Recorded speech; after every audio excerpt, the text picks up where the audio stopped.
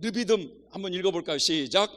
르비딤 생수를 마심에서 가나안 땅 정탐하기까지, 여기까지 요 르비딤 무리바 생수를 마시고 두 번째 연단 과정인 아말렉 군대와 싸우고 요 가나안 땅을 정탐하고 돌아오는 요 과정을 이스라엘 백성들이 어떻게 걸어갔는가. 먼저 이스라엘 백성들은 신광야를 지나서 르비딤에 도착을 했을 때, 이 르비딤에 도착할 때 마실 물이 없어가지고 또 하나님과 모세를 향해서 원망하고 반역해요. 이때 하나님께서는 모세에게 반석을 치게 하셔서 반석에서 생수가 나오는 기적을 나타내십니다. 자, 모세는 그곳 이름을 무리바라고 불렀는데 이것은 이스라엘 백성들이 하나님과 다투었다, 이런 뜻이에요. 이 무리바에서 생수를 마신 후에 이스라엘 백성들은 아말렉 군대와 싸우는 두 번째 연단 과정으로 들어가요. 자, 이 아말렉 군대가 처음 쳐들어왔을 때 모세는 여호수아에게 백성들을 이끌고 가서 싸우라고 그랬어요. 근데 이 적군과 싸워본 경험이 없는 이스라엘 백성들은 자꾸만 패할 수밖에 없는 그런 환경이 되는 겁니다. 그러자 그 다음날 모세가 아론과 훌을 데리고 산꼭대기에 올라가서 이스라엘 백성들이 승리할 수 있도록 손을 올리면 전쟁에서 이스라엘 백성이 이기고, 손을 내리면 지고, 그러면서 이기고 지고 이렇게 반복을 하다가 모세가 더 이상 손을 올릴 수 없게 되자 아론과 훌이 모세 팔이 내리지 않도록 하루 종일 붙들고 있잖아요. 그러자 이스라엘 백성들이 아말렉 군대를 멸망시키고 승리합니다. 자, 이 싸움에서 승리한 후에 모세는 백성 앞에 단을 쌓고 그곳 이름을 뭐라고 불렀느냐? 여호와 니시라고 불렀어요. 하나님께서 승리케 해주셨다 라고 말씀하시면서 이때 여호와께서 맹세하시기를 여호와가 앞으로 아말렉으로부터 대대로 싸우리라 하셨다라는 말씀을 주셔요. 그 후 이스라엘 백성들은 이제 이 르비딤을 떠나서 신의 광야에 도착하여서 장막을 치게 합니다. 이때 하나님은 모세에게 이스라엘 백성들이 내 말을 잘 듣고 내 언약을 지키면 제사장 나라가 되게 해주겠다라고 말씀하시니까 모세가 이스라엘 백성들의 그 얘기를 쭉 하니까 우리가 그 하나님의 말씀을 준행하겠다고 약속을 해요. 그러자 하나님께서 시내산에 강림하세요. 시내산에 하나님이 내려오셔가지고 그 백성들에게 뭘 주시느냐? 십계명을 주셔, 말씀을 주셔요. 그리고 모세에게 지시하여 성막을 만들게 했고 그 성막에서 율례와 법도를 선포하도록 하셨습니다. 자, 성막에서 율법 선포가 끝난 후에 이스라엘 백성들은 시내 광야를 떠나 광야길을 떠나 바란 광야를 도착했어요. 이 바란 광야에 도착해서 모세가 하나님의 명령에 따라서 이스라엘 각 지파의 족장 한 사람씩 뽑아가지고 하나님께서 약속하신 그 땅, 가나안 땅이 어떤 땅인가를 한번 정탐해보고 오라는 거야. 그래서 12명이 여기서 말이죠, 12명이 뽑혀가지고 저 가나안 땅을 갔다가 다시 40일 만에 돌아왔어요. 돌아와서 보니까 진짜 하나님이 말씀하신 그 가나안 땅은 축복된 땅이었다는 걸 알 수 있어요. 가나안 땅에서 가져온 포도송이라든지 석류라든지 무화과를 보이면서 정말 저 땅은 젖과 꿀이는 땅이더라, 이렇게 보고를 합니다. 자, 여기까지 요 과정을 이스라엘 백성들이 이렇게 걸어갔는데 성도들에게 어떻게 나타나느냐 이거예요. 자, 요 신광야에 있는 성도들의 특징은 뭐냐? 여러분, 두 가지를 지고 싶어 해요. 하나는 하나님도 지고 싶고 하고 세상도 지고 싶고, 이 두 가지를 다 지고 싶어 합니다. 그러나 하나님께서는 세상적인 축복보다는 영적인 신령한 복을 더 사모해서 성화되어 가도록 이끌어가기를 원하셔요. 그러나 오늘날 대부분의 성도들은 여기서 세상적으로 얽매이는 것이 너무 많아. 여기에 요즘은 개 때문에 환장을 해요. 개 때문에, 개새끼 밥 주는 것 때문에 못 온다는 거야, 이런 집회도. 근데 여기 온 사람들은 개가 문제냐, 굶어 죽어도 좋다, 내가 살아야지 하고 여기 오신 줄 믿습니다. 얽매이는 것이 너무 많아. 개밥 주는 것 때문에 못 온다고 그러지. 그래가지고 오랜 생활, 신앙생활 하면서도 요 두 번째 연단 과정으로 들어가기 위해서 맛봐야 되는 느비든 무리바 생수를 경험하지 못한 성도가 많다는 거예요. 간혹 말이죠, 큰 교회 장로님이나 권사님들 가운데 큰 사업을 하면서 교회에 큼직큼직하게 헌금도 많이 해요. 그러면 성도들이 우리 저 장로님 참 훌륭하셔, 믿음이 너무너무 좋아, 이렇게 말할지 모르지만 대부분이 어디서 그렇게 하나님의 축복을 받아서 헌금을 하느냐? 여기서 신광에서, 여기서. 아셨어요 여러분? 두 번째로 올려보내면 그것도 또 다 걷어가요. 여기서 그러는 거야. 자, 그러면 신광야에 있는 성도가 말이죠, 어떤 마음의 자세를 가져야 하나님이 요 무리바 생수를 경험하게 하시고 두 번째 연단 과정으로 이끌어 가시느냐, 이거야. 이게 중요하지. 어떤 마음의 자세를 가져야 되느냐? 두 부류예요, 두 부류. 하나는 도덕적으로 하나님의 빛을 따라서 꾸준하게 살고자 하는 이런 사람들 있잖아요. 이런 사람들은 싹이 좋은 거예요, 하나님 보시기에. 그래서 그런 사람들은 이 무리바 생수 경험을 시키셔요. 믿습니까? 네?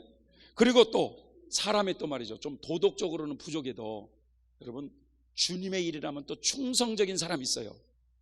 헌금을 하자고 건축을 하는데 헌금을 하자고 하면 눈까지 팔아가지고 이렇게 하려고 하는 충성파가 있다. 충성파. 이런 사람들은 도덕적으로는 좀 흠이 있어도 그 충성파는 여러분 이 경험을 하고 연단 가운데로 이끄신다 이거야. 이해되셔요? 예? 자, 그럼 이제부터 느비든 무리바 생수 경험이 성도들에게 어떻게 나타나느냐, 잘 보세요. 신광야, 여기서 막바지에서 나타나는 현상인데, 무리바에서 반석에서 흘러나오는 생수를 마신다고 하는 것은 두 번째 연단 과정으로 들어가기 전에 먼저 하나님께서 생수와 같은 성령의 은혜를 강하게 부어주시고 두 번째 연단 과정으로 이끌어 가시는 거야. 하나님은 우리가 누구예요? 그러니까 은혜를 부어줘야 우리가 주를 위해서 살겠다고 결단하는 거예요. 있습니까? 이게 다 우리 안에 성령이 하시는 거예요, 성령이. 무리바 생수 경험을 맛보게 되는 사람들이 결단하기를 그동안에 세상적으로 얽매였던 것들이 너무 많은 것들을 다 내려놓고 새로운 마음으로 이제는 주님을 위해서 살겠다고 결단하는 것이 이 무리바 생수 경험이다 이거예요. 이해되십니까? 그래서 어떤 성도들은요, 사업에 부도가 나가지고 많은 어려움 속에 영적 생활도 바닥을 치고 있을 때, 신앙생활은 막 10년, 20년 막 30년 됐는데 요럴 때 누가 한번 여기 가보자고 해갖고 여기로 온 거야. 그래가지고 요한계시록까지 쫙 말씀을 들으면서 말이죠, 이 하나님의 빛된 말씀을 들으면서 자기가 얼마나 하나님 앞에 추하게 살았는지를 회개를 쫙 하면서 은혜를 풍성히 받고, 여러분 이제 그 은혜를 받고 나도 신학교를 가겠다고 원서를 좀 달라고 하면서 이렇게 신학교로 뛰어드는 이런 사람들도 있다 이거예요.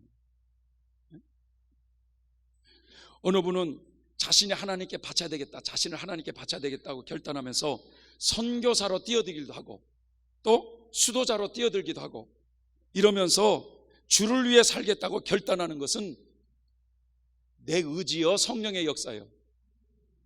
우리 안에 있는 성령이 하시는 줄 믿으시기 바랍니다. 우리가 할 인간들이에요? 다 성령이 그런 고백을 하게 하시는 거예요. 네. 인간 본성으로는 그렇게 할 수가 없어요. 그래서 어느 분의 이 느비든 무리바 생수 경험을 맛봤을 때 이분의 간증을 들어보면, 이분이 이 신광야를 통과할 때 학원을 경영하면서 돈을 많이 벌었어요. 민영이처럼 학원을 경영해 돈을 많이 벌었어.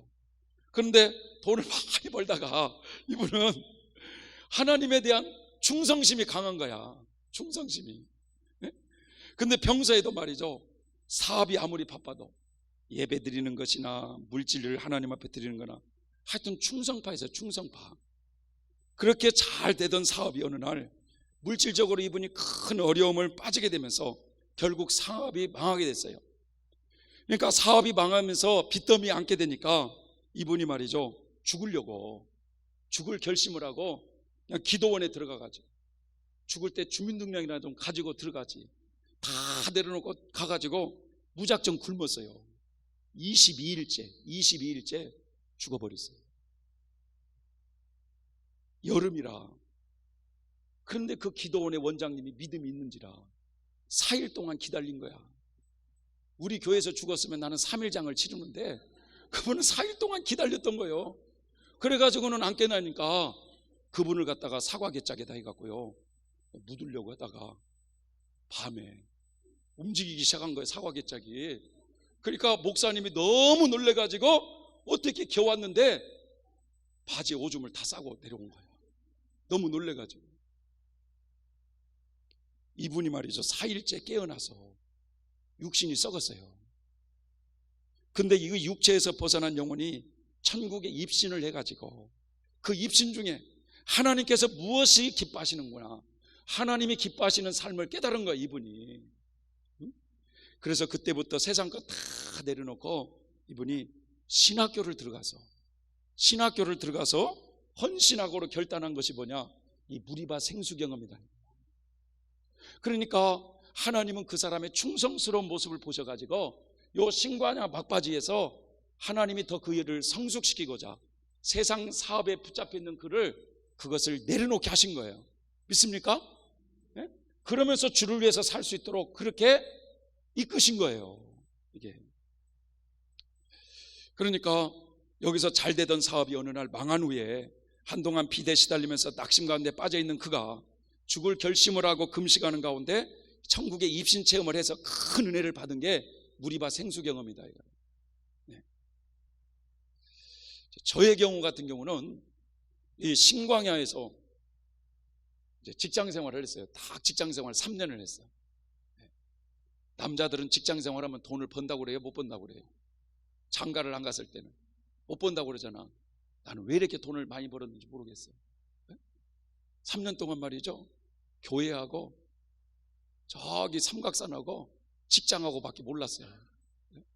그래가지고는 3년 동안 말이죠 2천만 원을 모았어요. 2천만 원. 근데 이제 문제는 뭐냐, 돈을 버는 재미가 없어요.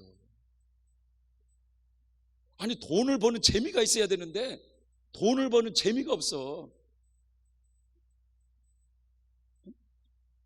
그러면서 어떤 생각이 드냐, 이 직장이라는, 내가 다니는 이 직장은 언젠가는 내려놔야 될 직장이다, 이런 생각이 막 마음에 들어오는 거야. 그런데 장가를 간 후면은 이게 될까 안 될까? 안 되지.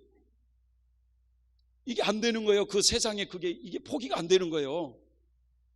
이게 장가를 가면 여기서요 이 신광야가 길어질 수밖에 없어요. 왜냐, 직장 가정을 또 책임져야 되니까. 그런데 그때 말이죠, 다른 사람은 막 더 진급하기 위해서 막 공부도 하고 막 그 부서장한테 잘 보이기 위해서 퇴근도 안 해, 할 일도 없는데, 그런데 나는 신입사원이 이제 3년밖에 안 됐으니까 내가 제일 먼저 가방 들고 먼저 갑니다 나오는 거야. 왜? 직장에 별로 관심이 없으니까. 그런 가운데 말이죠, 그런 가운데 어떤 분들이 여기를 와보니까 뭔 수도에 가입을 하네, 이런 소리가 들리는 거야. 그러니까 이제 어떤 사람은 나는 목회를 하네, 그런 소리가 들리는 거야. 그러니까 내가 그런 소리 듣고 그럼 나는 뭐여 이거? 이런 생각이 들어가지고 3년 동안 다니는 직장 탁 내려놓고 수도에 들어가 버렸어요. 그게 바로 뭐냐, 세상 것 내려놓고 주를 위해 살겠다고 들어가는 거야. 이게 뭐냐 여러분, 이게 제정신으로 가능하겠어요? 성령께서 하게 하셨어요? 성령님이 하시는 거예요. 지금 정신 차려보니까 내가 왜 그런 고백을 했는지 모르겠어. 아니 일평생 혼자 산다니 이게 말이 되겠어 이게? 지금 생각해보니까 왜 그랬는지 나도 몰라. 다 성령께서 하시는 줄 믿으시기 바랍니다. 성령의 역사로 되는 거예요 이게. 그래서 이 느비든 무리바 생수 체험은 반드시 그동안의 세상적으로 얽매였던 이 정욕적인 끈을 포기하게 하면서 성령의 큰 은혜를 주면서 주를 위해서 살겠다고 결단하며 새로운 길로 뛰어드는 게 이게 무리바 생수 경험이라는 거예요. 그래서 신학교에 뛰어들기도 하고 또 선교사로 뛰어들기도 하고 수도자로서 뛰어들기도 하는 거예요. 이해되시죠? 자, 철로 역정을 보면은 이 육정부 들길이라고 하는 이 도시를 걸어가고 있던 기독도가 누구를 만나느냐? 세지를 만나는 체험이에요. 세지가 기독도에게 뭐라고 말씀하냐면 당신은 어디를 가는 길이라고 물어요. 그러니까 기독도가 저는 저 빛이 보이는 좁은 문을 향해서 가는 길입니다 라고 이렇게 말을 해요. 그곳에 가면 나의 이 등짐을 벗을 도리가 있다고 해서 자기는 그리로 간다는 거예요. 그 얘기를 들었던 세지가 뭐라고 말씀하냐면 당신의 말처럼 당신의 그 등짐을 빨리 벗어버리고 싶으면 그 길로 가지 말고 저 시내산 아랫길에 있는 도덕천이라는 곳에 시법이라는 선생을 만나세요. 시법. 그리고 그 사람이 만약에 없으면 그 아들 A라는 사람이 있는데 그 사람을 만나세요. 그러면 당신의 등짐의 문제를 해결해 줄 겁니다 라고 이 얘기를 해요. 그러니까 그 말에 솔깃해가지고 기독도가 빨리 등짐만 벗어버릴 수 있다면 해가지고 세제의 말을 따라서 시내산 아랫길을 가요. 그래서 시내산 아랫길을 가면서 얼마나 고생을 많이 했는지 몰라. 그래서 이제 시내산 아랫길에 막바지에 가니까 전도가 나타나가지고 왜 당신은 좁은 길로 가라고 했는데 왜 거기를 가지 않고 왜 이 길로 왔냐고 책망을 듣고 다시금 돌아서 좁은 문으로 가는 이런 내용이 나오거든요. 자, 요 상태에서 마치 세지라는 사람이 기독도를 잘못 인도하고 있는 거잖아요 지금. 근데 이것이 잘못 인도한 것이 아니라 여러분 잘 보세요. 이 복음이라고 하는 참 복음의 의미는 뭐냐? 우리의 행위로 사람이 의롭게 돼요? 믿음으로 의롭게 돼요? 믿음으로 의롭게 된다고 성경은 말씀하고 있잖아요. 그러니까 믿음으로 의롭게 된다라는 그 말씀에 철로역정의 저자 존 보녀는 복음주의적인 입장에서 인간이 도덕적으로 의롭게 산다고 해서 되는 것이 아니라 믿음으로 된다라는 것을 의기하기 위해서 요 세제와의 만남이 잘못된 걸로 이렇게 기록이 되어 있지만, 그러나 요 과정을 만날 때 반드시 성당론적으로 보면 이 만남의 과정은 필수적이라 이거야. 그래서 여기서 주를 위해서 살겠다고, 흠없이 살겠다고 이게 발동을 하게 돼 있어. 이게 우리 안에서 뭐 수도자로 가겠다고 한다든지 일평생 어떻게 혼자 그렇게 살아, 그게 제정신이 아니거든. 그런데 우리 안에서 그걸 그렇게 고백할 수 있도록 이끌어 가시는 거예요 이게. 그래서 이때 이제 성령의 역사를 보면은 어떤 성도들은 사업이 망하고 여러 가지 일들이 잘 되지 않는 가운데 이런 말씀 집회에 큰 은혜를 받고 결단하면서 자신의 그 뒤는 날을 뒤돌아보면서 회개하며 신학교에 들어가는 결단도 있고, 또 어떤 성도들은 입신 체험을 하거나 꿈이나 환상을 보기도 하며 불체험을 하면서 결단하길 그동안 세상에 얽매였던 거 다 내려놓고 선교사로 가겠다고 결단하기도 하고, 또 수도원에 들어가는 결단도 있기도 합니다. 자, 이처럼 하나님께서 기뻐하시는 삶을 살겠다고 새로운 결단과 함께 이제 세상적인 끈을 내려놓고 두 번째로 뛰어드는데, 문제는 이제 두 번째에 누가 기다리고 있어요? 아말렉. 이 아말렉 군대와 싸움이 시작되는 거야. 근데 하나님은 이 싸움을 시작하기 전에 여기서 먼저 은혜를 주시고 싸움을 하게 하신다는 거야. 이해되시죠? 자, 그래서 이제 아말렉 군대와의 싸움은요, 악령들과의 싸움이 여기하고 비교보면 여기가 훨씬 세졌어요. 악령의 세력이 세졌어. 자, 그래서 두 번째 연단 과정에 들어가는 성도들을 보면 모세가 손을 들면 이기고 내리면 졌던 것처럼 사단과의 마귀와의 싸움에서 이기고 지고 이것을 계속 반복하게 되어 있어요. 이 과정에서. 그러니까 모세가 손을 들을 때 이겼다는 것은 하나님을 의지할 때는 이겨. 그런데 내 뜻과 방법대로 할 때는 지는 거야 이게. 요걸 반복하는데, 자, 이 악령의 역사로 두 번째 연단 과정에서 나타나는 이런 환경들을 한번 살펴보면 가장 기본적으로 뭐냐, 두 번째 연단 과정에 들어간 성도들의 특징이 뭐냐, 뭐 여기서도 마찬가지지만 경제적인 어려움이 있어요. 경제적인 어려움. 왜냐, 신광야 마지막 부분에 여러분 여기서 세상적인 것을 하나님이 걷어가지 않으면 올라가지가 않잖아요. 여기가 좋사니 앉으려고 하잖아. 막바지에서 세상적인 사업의 실패로 돌아간다든지 물질적인 큰 어려움을 쫓기다가 영적인 큰 은혜를 받고 하나님의 뜻 가운데 살겠다고 결단하며 두 번째 연단 과정으로 뛰어들기 때문에 경제적인 어려움은 필수적인 거예요. 필수적인 거예요. 두 번째는 또 뭐냐? 각종 질병으로 고통을 당해요. 그래서 이런 과정을 지나온 사람들 중에 한 번씩은 대수술을 한 사람들도 있을 거야. 병으로 경제적으로도 어려운데 질병으로도 고통을 받고, 또 사람들에게 말이죠, 오해와 미움을 받고 핍박과 무시를 당하면서 사람들에게 말이죠, 배신과 중상모함을 당하기도 합니다. 또 가정 불화가 일어나요. 부부 간의 갈등으로 이혼까지 가는 사람도 있어요. 그러니까 이처럼 경제적으로 어렵고 각종 질병으로 고생하고 사람들에게 무시와 천대를 당하고 가정 불화가 잘 일어나고 이런 거칠고 사나운 환경을 하나님이 만들어 놓으시고 거기서 이제 본격적으로 죄를 드러나게 하시는 거예요. 하나님이 죄, 네 속에 있는 죄. 무슨 말인지 이해가 되시죠? 그래서 이 단계에서 인간 속에 있는 죄를 골고루 들춰내셔요. 하나님이. 그렇게 얼굴은 말이죠, 예뻐도 올라오는 거 보면 핵폭탄이에요. 핵폭탄. 어떻게 저렇게 얼굴이 고운 여자에게서 50원짜리 100원짜리가 나오느냐? 인간 속에서 그런 것들이 나오는 거예요. 그래서 여러분, 이 단계에서 말이죠, 가정을 가지고 있는 사람들이 두 번째 연단 과정이 있으면 경제적으로 힘들고 어려우니까 맨날 싸우는 거예요. 맨날. 이 박상원 선교사님이자 사모님이신 이분의 간증을 들어보면, 여러분 저기 오른교회에 다니엘 20일 기도회인가 있죠? 거기에 박상원 선교사님 한번 찾아서 한번 들어보세요. 참 은혜스러워요. 이분이 말이죠, 간증을 보면은 남편과 결혼을 하고 나서 아들을 하나 낳았어요. 근데 이 아들을 하나 낳은 상태에서 남편이 엔지니어로 독일로 유학을 갔어요.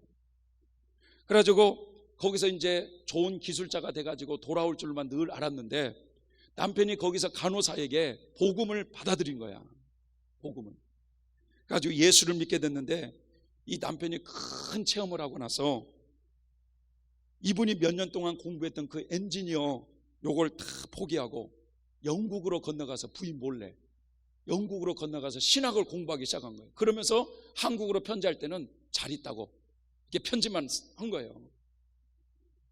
한국에 있던 부인은 그걸 전혀 몰랐어요. 그냥 편지를 한 달에 한 번씩 잘 있다고 하니까 좋은 기술자가 되어서 돌아오는가 생각을 했는데, 남편이 신학을 공부하고 난 뒤에 저기 아프리카 말라이라고 하는 곳으로 갔어요. 말라이. 그런데 그곳에서 어느 날 한국에 있는 부인에게 편지가 왔어요. 내가 있는 이 말라이는 너무 아름다운 알프스와 같다. 당신과 내가 너무나 많이 떨어져 있어서 살았으니까 이제는 당신이 좀 아이와 함께 한국 생활을 정리하고 나와 같이 이 알프스와 같은 이 말라이에서 같이 살았으면 좋겠다 라고 이렇게 편지를 띄운 거예요. 그래가지고 이 한국 생활을 정리하고 참 말라이가 어딘지도 모르고 비행기를 3번 갈아타서 공항에 도착하니까 어떤 동양의 시커먼 사람이 자기를 이렇게 손짓하고 오라고 그러더래요. 그래가지고 그 부인이 그 애한테 야, 니네 아빠 맞니? 그러니까 애가 아니? 그러더래요. 부인도 그 남편을 못 알아본 거야. 너무 말라가지고.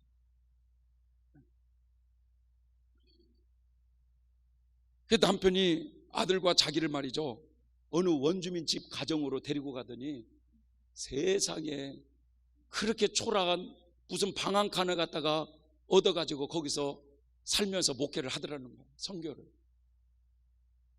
알프스는 무슨 놈 알프스예요. 이게 가슴이 무너지는 것 같고 너무 기가 막히더라는 거예요.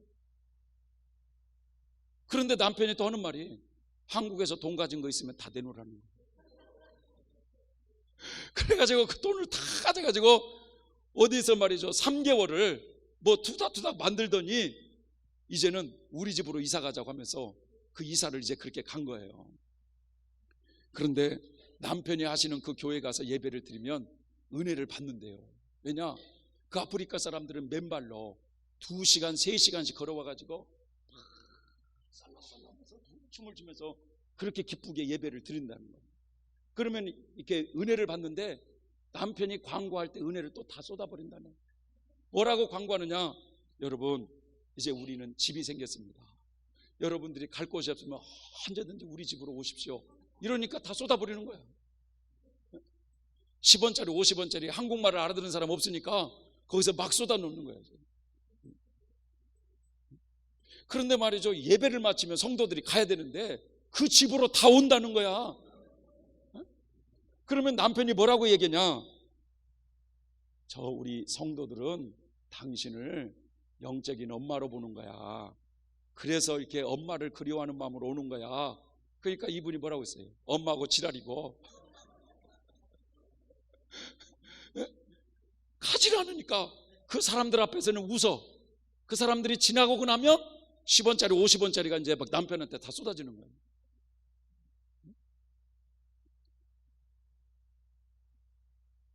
어느 날 말이죠, 그 한국 선교사님이 초대를 가지고 그 선교사님 그 집을 갔대. 가고 저녁 식사를 초대받고 설거지를 하는 가운데 그 집의 냉장고를 우연히 열어봤대. 그랬더니 그 냉장고에 세상에 계란이 있더래. 계란, 우유가 있더래야. 그 부인은 말라이에는 계란도 없는 줄 알았대야. 그거 보고 와가지고 또 남편을 잡기 시작하는 거야. 에? 우리도 하루에 하나씩 계란을 먹게 해달라. 에? 하루에 하나씩 계란도 못 주는 이 선교사라면 나는 그만두고 나는 가겠다. 에? 막 남편을 잡으니까 남편이 하는 날, 당신 여기 오는 이유가 뭐야? 선교로 오지 않았냐? 선교사가 그런 것도 못 참고 그러면 되겠냐고 막 하니까, 나를 왜 이곳에 데려가고 고생시키냐고, 당신은 나쁜 사람이라고 막 또 그러는 거예요. 그런데요, 그 사모님의 원망 불평을 하나님이 다 들으셔가지고 그 남편 선교사님이 아프리카 어디 가가지고 집회를 하는데 거기서 아프리카에서 계란은 귀하대요. 그런데 거기서 그 사람들이 뭐라고 그랬냐면 집에서 계란 나는 거 하나씩 다 가져오라고 그랬대요. 그 집회로. 그래가지고는 그 80개를 싸가지고 선교사님이 끝날 때 이제 이걸 봉지에 싸서 보냈나 봐요. 그래가지고는 뭐에다 이제 가져오니까 이게 뭐냐고 그랬더니 나도 모른다고 해가지고 풀어보니까 거기에 계란이 있는 거야. 네? 계란 하나씩 못 먹이면 나 선교사고 뭐고 때려친다고 그랬잖아요. 그랬더니 이제 계란을 80개를 다 먹고 날 때는 안 싸웠대요. 그런데 그거 다 떨어지니까 또 싸운 거야 이제. 네? 와, 그러면서 말이죠, 매주일 그렇게 남편하고 막 그러니까 하나님이 안 되겠다 싶어서 그랬는지 그 사모님에게 병을 줬어요.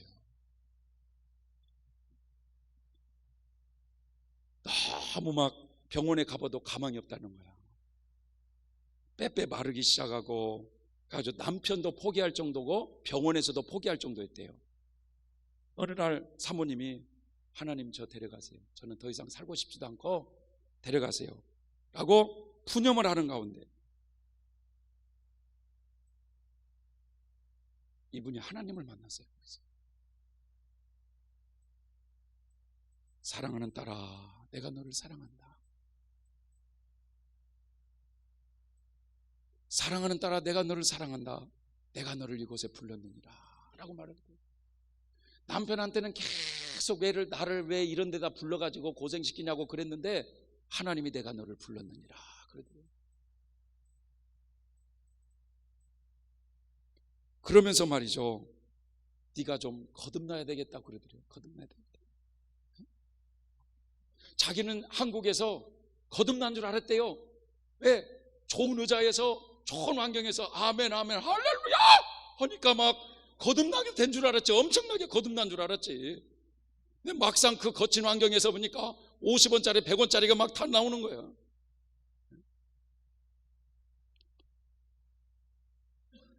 밤새도록 하나님 회개를 시키는데 하나님이 그러더래요. 그 지역의 아이들이 밥을 한 끼씩 먹는데 그곳에는 아프리카는. 그런데 밥을 먼저 하면은 그 자기 집의 아들을 먼저 먹이고 싶어가지고 제일 먼저 퍼가지고 감춰놓은대. 예? 그런데 빵을 썰어도 아프리카 애들한테는 빵을 얇게 썰고 자기 아들을 주기 위해서는 빵을 두껍게 썰었다는 거야. 예? 그런데 하나님께서 다 그것을 지적하시면서 너는 너의 아들을 사랑해서 밥을 감춰뒀냐?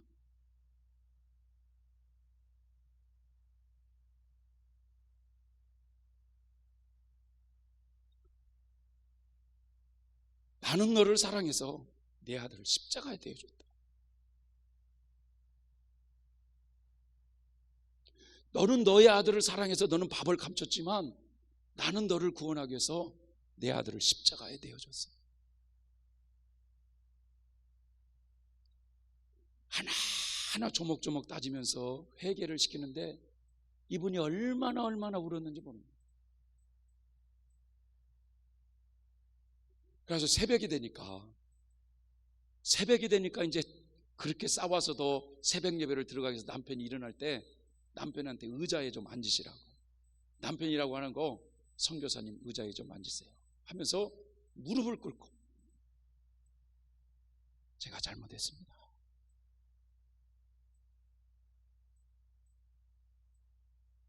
제가 잘못했습니다. 그래서 회개를 그렇게 했대요.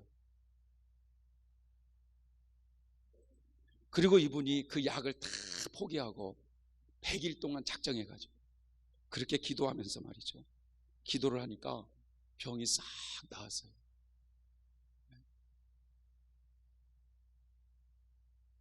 그래가지고 말이죠. 부부가 이제 마음이 하나가 되니까 그때부터 하나님이 역사하기 시작해가지고 그곳에 많은 교회도 세웠지만 말라위가 아프리카에서 최고로 에이즈 환자가 많대요. 그런데 그 에이즈 환자를 위해서 병원을 세우게 됐다고 그래요. 네. 자, 이처럼 두 번째 연단 과정에 재짓기 쉬운 환경을 하나님이 다 만들어 놓으시고 그런 환경에서 원망이 나오고 불평이 나오고 신경질이 나오고 이런 거듭나지 못하는 이런 모습을 하나님께서 하나하나 이제 다듬어 가시는 하나님이시라는 거예요.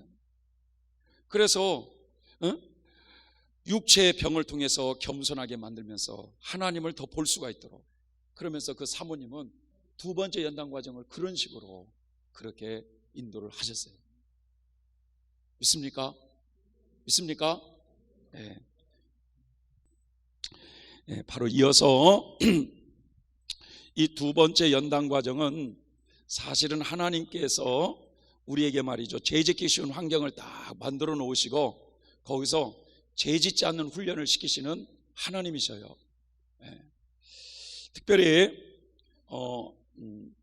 저 같은 경우는 이 두 번째 연단 과정을 이제 이렇게 좀 지나가는 걸 가만히 뒤돌아보면 직장 생활을 그만두고 이제 주를 위해서 살겠다고 이제 결단하면서 이제 수도자가 되겠다고 수도에 입회를 했잖아요. 그러면은 참 일평생 주님만을 바라보고 결혼하지 않고 간다는 게 이게 쉬운 일일까요? 어렵죠. 어려워요. 자, 근데 문제는 이제 수련 과정을 밟기 위해서 이제 수련 과정을 밟는단 말이죠. 그때 함께 이렇게 수도자가 되겠다고 입회했던 동료가 7분이었어요. 7분이었는데 우리 남자들이잖아. 남자들 맨날 모이면 싸우는 거야. 여자들도 싸우는데 뭐 남자들은 오죽하겠어요?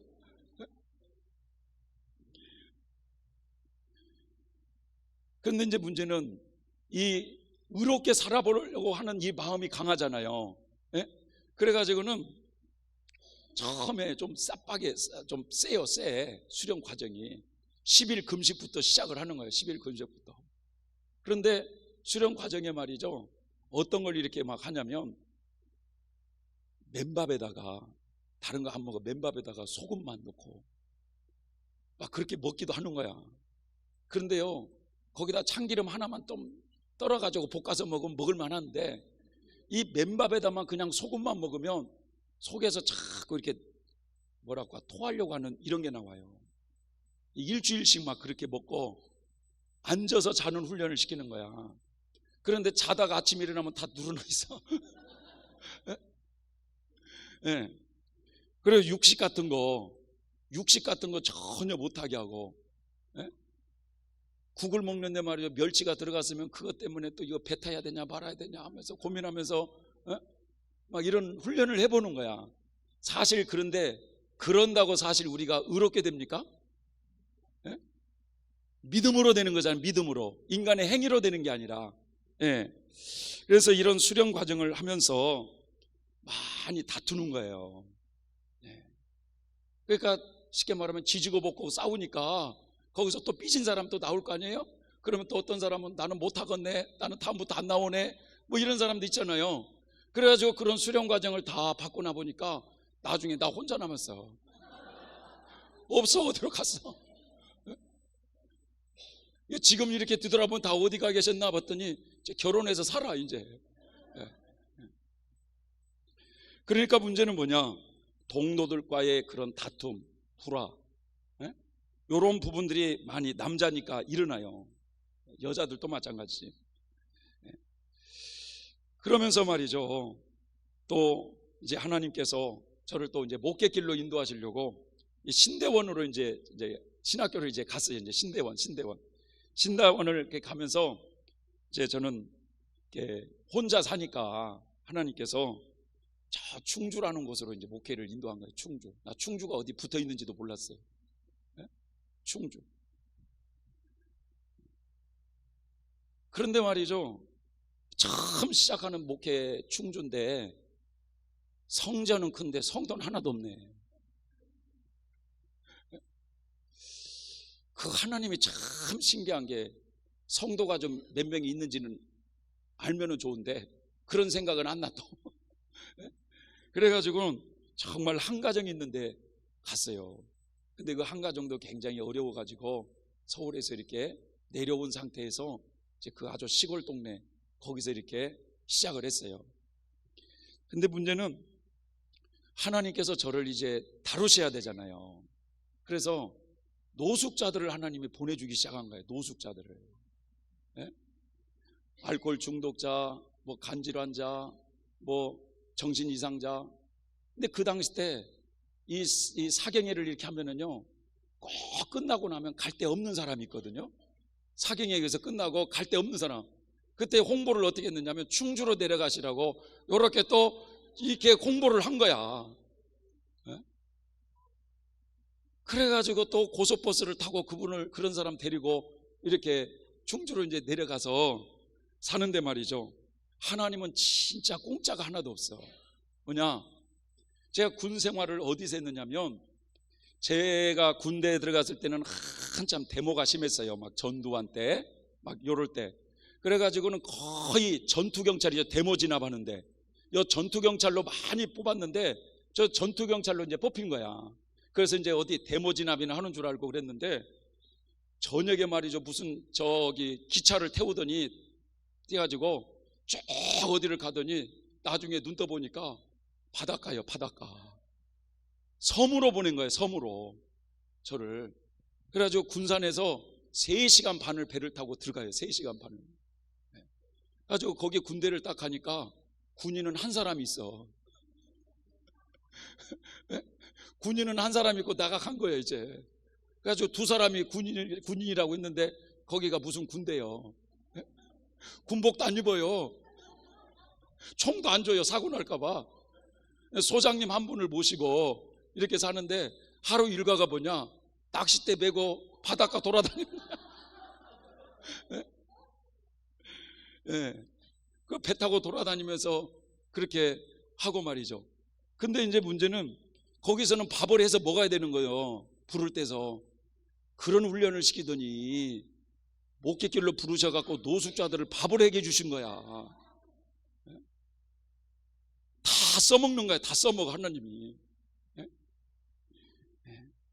그럴 때 말이죠, 저는 목회하면 양복 입고 말이죠, 이렇게 목회를 한 줄 알았는데 맨날 말이죠, 바구니 들고 오늘 점심 오늘 저녁 반찬은 뭐를 해야 되느냐 하면서 사과집 같은데 말이죠, 호미 하나 들고 나물 캐러 다니는 거예요. 나물 캐러. 그래가지고 무슨 생각이 드냐, 울려고 내가 왔더냐, 뭐 웃으려고 왔더냐, 그런 노래 있잖아요. 목회하러 내가 여기 왔더냐, 나물 캐러 내가 왔더냐 하면서 말이죠, 그 노숙자들을 섬긴다는 게 얼마나 힘든 줄 아세요? 내가 지금도 잊어버리질 않아. 지금도 저기 창세기 18장 아브라함이 나그네를 대접했을 때 천사를 대접해서 복을 받잖아요. 그래서 나그네를 대접하면 복을 받는다고 제가 설교를 했더니 박 전도사 일로 와봐. 나그네를 대접하면 복을 받는다며. 그래요. 아브라함은 송아지를 잡았다며. 그래요. 요즘 송아지 한 마리 값이 얼마예요? 한 250만 원 되고 300만 원만 되면. 설교를 너무 잘 들은 거야. 그런 데서 말이죠, 속에서 올라오는 거야. 이제 사랑으로 섬기겠다고 하잖아. 아골골짝 빈들에도 어디든지 가오리라. 어디를 가 가긴 다 가버리라고 말이죠. 그러고 나면은 입으로 쏟아놓잖아요, 제가. 그러면 또 이제 범죄하는 거야. 그런 가운데 사람을 섬기게 하시면서, 그리고 또 두 번째 연단 과정에서 수도자로 살겠다고 하면서 수도 생활을 하면서 동료들과의 불화, 그러면서 동료들이 막 떠나고 그런 과정에서 목회를 하면서 하루에 한 주간에 1,000원, 2,000원 헌금이 나오니까 그 경제적인 그런 어려움. 그런데 저는 혼자 살았기 때문에 경제적으로 크게 어렵지는 않았어. 또 왜 그러냐? 내가 2천만 원을 벌어놨잖아, 직장 다니면서. 그래가지고 꼭한 빼먹듯이 조금씩 빼먹으면서 그게 어렵진 않았어요. 노숙자들을 섬기면서 죄짓기 쉬운 환경들, 그런 걸 만들어 놓으시고 겸손과 온유와 사랑의 열매를 맺는 그런 훈련을 시키신 거예요. 여러분 한번 생각해 보세요 말이죠. 그 아주 말이죠, 꼴짝 같은, 그런데 내가 봐도 지금도 그래요. 저기는 교회 자리가 아니다. 아니 세상에 물고기를 잡으려면 그물을 치려고 하면은 물고기가 있는 데다가 던져야 될 거 아니에요. 한 번은 꿈으로 보여주는데 무슨 저수지 같은 데다 낚시를 탔는데 그 저수지 밑바닥을 보여주는 거예요, 하나님이. 고기가 한 마리도 없어. 거기서 고기 잡으려고 낚시하고 있으니 무슨 고기가 잡히겠어요. 그러니까 교회 자리가 아니에요, 내가 봐도. 하나님은 근데 어쨌든 저를 익히시려고 그런 환경으로 하나님이 이렇게 이끌으셨어요. 남들은 목회하면 무슨 넥타이를 메고 좋은 환경에서 그렇게 한 줄 아니까 원망 불평이 쏟아놓지. 그뿐만이 아니에요. 또 거룩하게 수도자로 산다고 그러니까 또 여자들은 왜 이렇게 또 잘 붙어. 또 거룩하게 살려고 할 때 잘 붙어요. 그냥 살려고 할 때는 안 붙어. 거룩하게 살려고 하니까 더 붙는 거야. 무슨 말인지 이해가 되세요? 그러면서 거기서 올라오는 말이죠, 음란. 참 이게 죄짓기 쉬운 환경에서 많이 그런 걸 경험하게 하시는 거예요. 그러면서 너 속에 있는 죄를 보게 하는 거예요. 네가 이런 추한 죄인이다. 그러면 하나님, 저는 왜 이렇게 더럽습니까? 주님 저를 용서해달라고 막 기도를 하면서 이런 과정을 지나가는데, 이 두 번째 연단 과정이 주로 몇 년 걸리냐? 아까 여기서도 8년에서 10년이라고 그랬잖아요. 여기서도 마찬가지예요. 8년에서 10년 걸려요. 8년에서 10년. 큰 시험 풍파 속에서 강한 연단을 받은 성도들은 3년이나 5년 정도 걸리기도 합니다. 저희 집안에서는 제가 최초로 예수님을 믿었기 때문에 아예 믿어도 그냥 좀 요상하게 믿었지. 장가도 안 가고 뭐 수도절에 간다고 그러니까 좀 요상하게 믿었지. 나중에 말이죠, 그 수도회라고 하는 것은 착복식을 할 때 부모님들이 다 오잖아. 마치 결혼식하고 똑같잖아요. 그게 이제 예수님하고 결혼한 것 뿐이지만. 근데 그때 말이죠, 저는 거기 저희 섬기는 그 교회에서 제가 그 착복식을 받을 때 비가 너무 많이 왔어. 하늘이 우는 것 같아.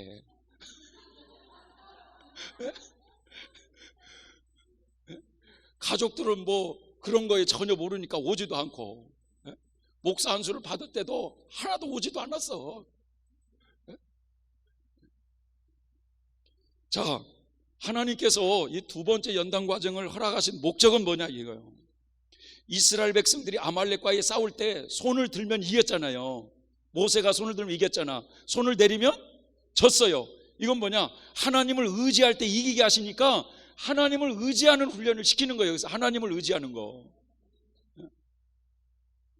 여기서는 무슨 뭐 말은 하나님을 의지하세요 라고 말은 하지만 지 혼자 다 해요.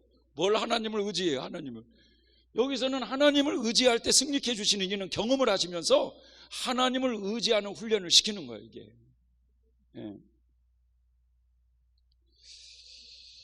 자, 이 단계에서 성도들은 다양한 환경 속에서 수많은 시험을 당하면서 실패의 쓰라림을 맛보게 되면서 그 자신 속에 있는 죄로 인해서 마음고생을 많이 합니다. 마음고생.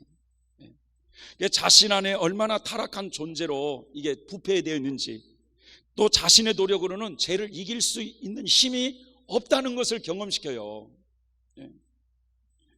그래서 점점 자신을 포기하게 하고 하나님을 의지하는 신앙으로 바꿔지게 하는 이런 훈련을 시키신다는 것입니다.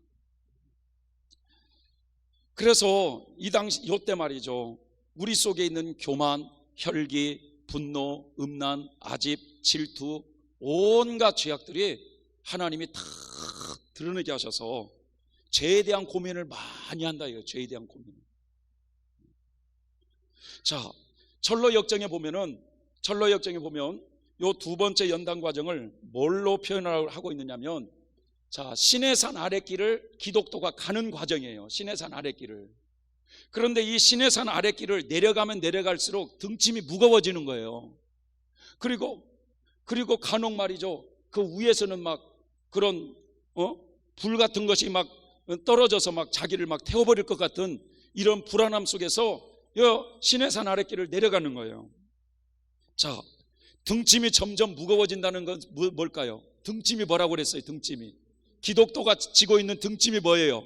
우리 속에 있는 죄악성이거든. 죄악성. 그러니까 이 두 번째 연단 과정에 더 깊어지면 깊어질수록 죄에 대한 고민이 무거워지는 거예요. 더 깊어지는 거죠. 죄에 대한 고민으로. 그럴 때마다, 그 죄를 범할 때마다 하나님의 징계가 곧 쏟아질 것 같은 이런 하나님에 대한 두려움, 이런 것을 표현을 그렇게 해주고 있는 겁니다.